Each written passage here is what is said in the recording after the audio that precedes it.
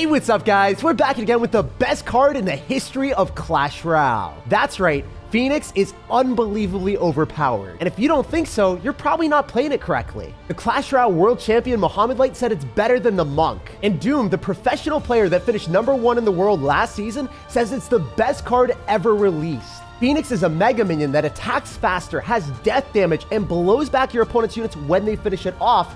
And when it dies, you get another one. All for one more elixir than a mega minion. I asked CRL pros and the best players in the world, what's the most fun deck after the update? And Lucas X Gamer showed me this Phoenix cycle deck that's absolutely unstoppable at the top of ranked mode.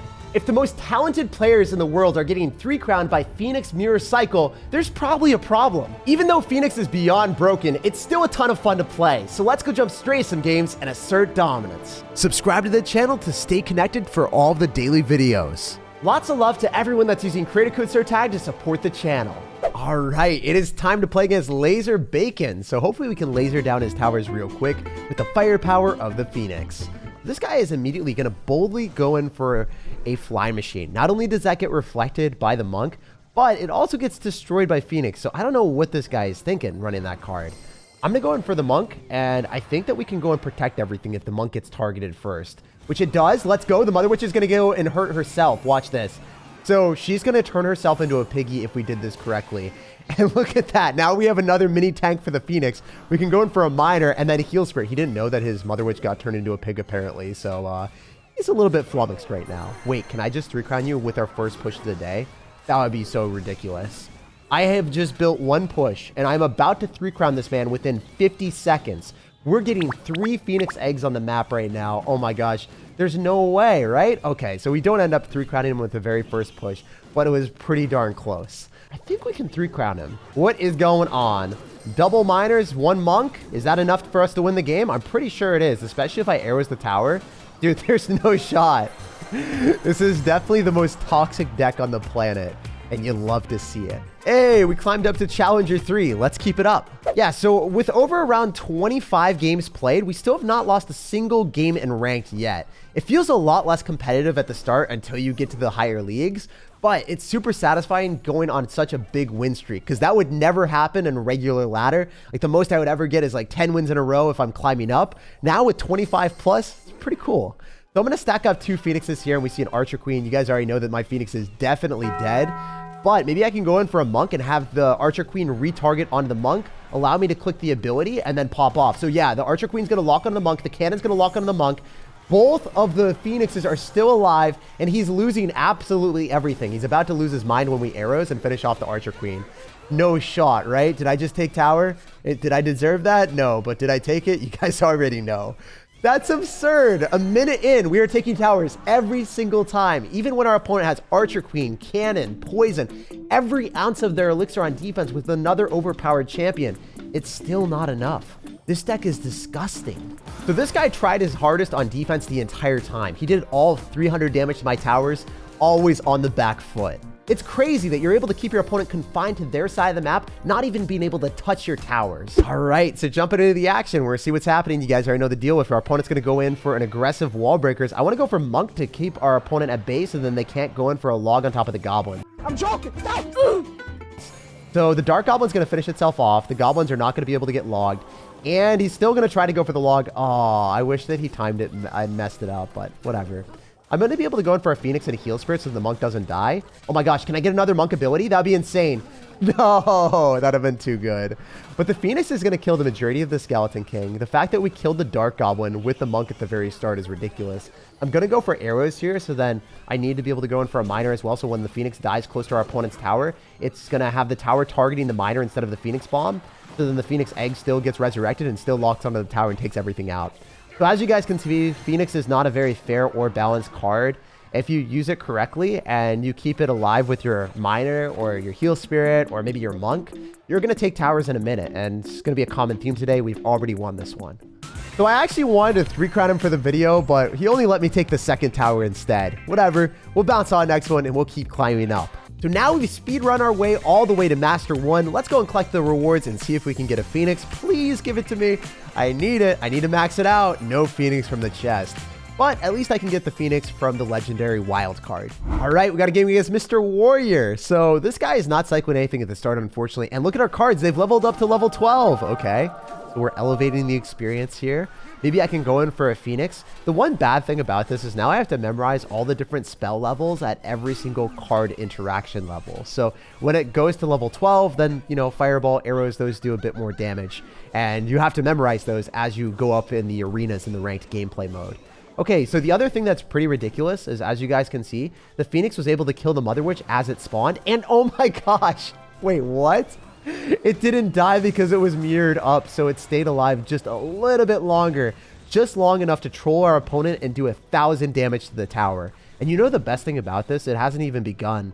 I can go in for goblins here and then make sure that my opponent has to go in for a log or a barbarian to clean them up.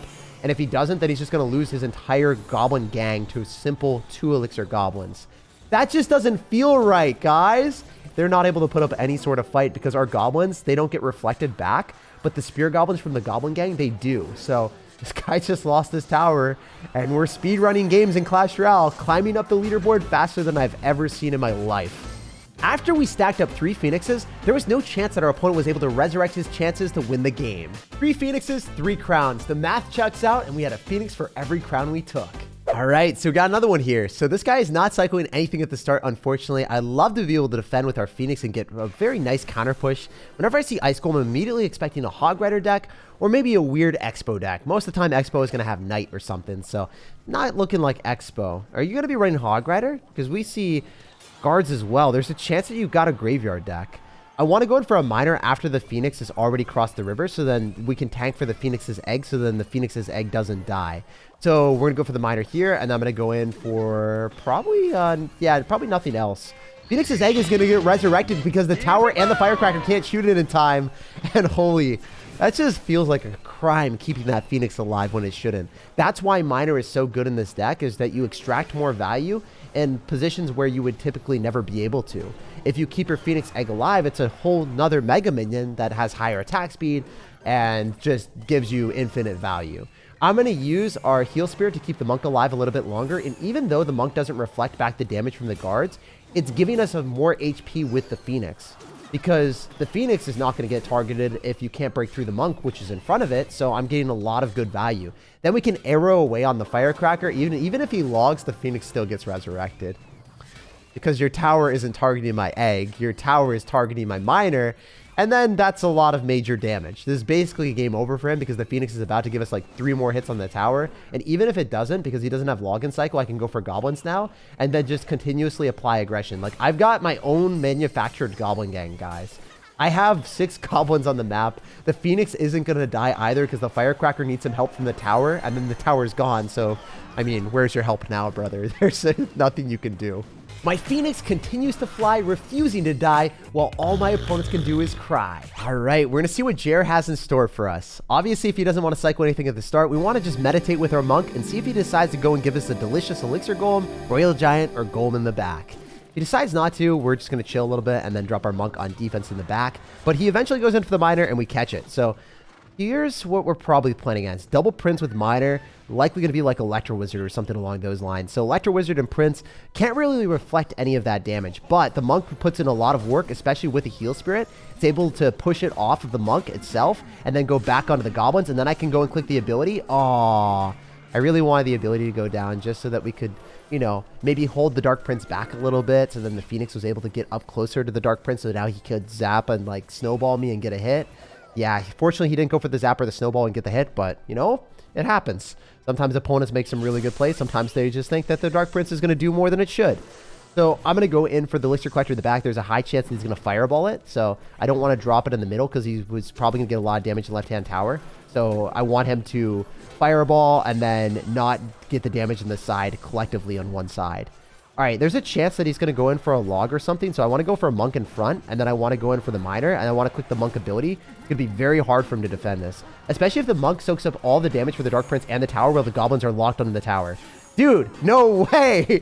Those goblins are taking the entire thing out. It is way better than a goblin drill. Why not just go like monk goblins instead of goblin drill? It's overpowered. It kills your opponent's units. It distracts a lot longer. They can't log it to finish it off. Oh my gosh, it's broken. We've evolved to find the new version of Goblin Drill that everyone didn't want to play against. We can go in for a Phoenix in the back and stack up a lot of those if we want as well. There's a chance that our opponent decides to spam us in the left-hand lane with the Giant, but if he decides to do that, I think that if we just continuously drop our Phoenixes in the left-hand lane, we'll overpower it. That's what my game plan is right now. I'm going to go in for 2 Phoenixes and then a Monk at the river, and then he's going to go for an Electro Wizard, and I want to snipe it with arrows and a Miner. But where is your Electro Wizard? None of your cards even die to the Monk ability, which is so sad for me. But I'm still getting so much value. Look at it. It's tanking for the tower and the prince, so he can't lock onto the goblins. And then he loses the Electro Wizard to the Miner and the arrows. So I'm getting such good trades with the Phoenixes, even though he's going to have Mega Minion and Electro Wizard and, you know, cards that do pretty decent against it. And even a Fireball, it's still not enough. Even though he killed the Phoenix, we get another one. Guys, when you have cards that are anti-air answers and they're dropped on top of a Mega Minion, you know that they're just going to get deleted. And the Phoenix is a better version of Mega Minion. With 15 seconds remaining, this guy is just in a ton of pain and suffering. And I feel a little bit bad because we're having the most pay-to-win experience ever with these 2 cards that are out of this world broken. They're probably going to get nerfed eventually, but until then, they're some of the most fun cards to play and some of the most miserable to play against. Hey, and after that one, we are finally Master 2. Let's go and claim all those rewards. We have pushed up a miraculous amount today. All right, let's get it. So there's a couple things I want to talk about with this deck that I didn't address earlier. If you have arrows and you arrow the Phoenix Egg, you can finish off your opponent's Phoenix Egg on their side of the map. So that's why we're using arrows compared to having like a Zap or a Snowball in this deck. And then another thing is if you have goblins and you start it off at the very start of the game, always drop it off to the side because that will give you 1 extra hit opposed to dropping it on the outside closer to the arena, the outer side of the arena. You always want to drop it inside closer to the river. Okay, this is going to be a pretty unfortunate situation. I don't know if I can win this because our opponent is just going to spam everything at the river with another Phoenix. This Phoenix is going to be a huge problem. But as I said, as you guys just noticed, arrows against the Phoenix Egg completely kill it, so then I don't have to worry about it all that much. He's gotten a huge advantage from what just happened there, but I can get counter push with a Miner and a Phoenix and a Heal Spirit of my own, so it's going to kind of be like ping pong, where everyone's flailing Phoenixes at each other. Fortunately for us, I think that the egg is going to actually get popped. I don't think it's going to die unless... he went for the Barbarial. Yeah, that Electro Dragon would not have done enough by itself. And that egg is going to die because it's super close to the tower, so the tower is able to shoot it fast enough. All right, so I want to go for an Elixir Collector as quickly as I can. This is the first game that has been very sketchy for us. Everything else has been so easy. This one, because our opponent also has Phoenix, and he has a big, dirty Elixir Golem deck, might be a bit more of a challenge. Okay, so I can go in for like a Monk here.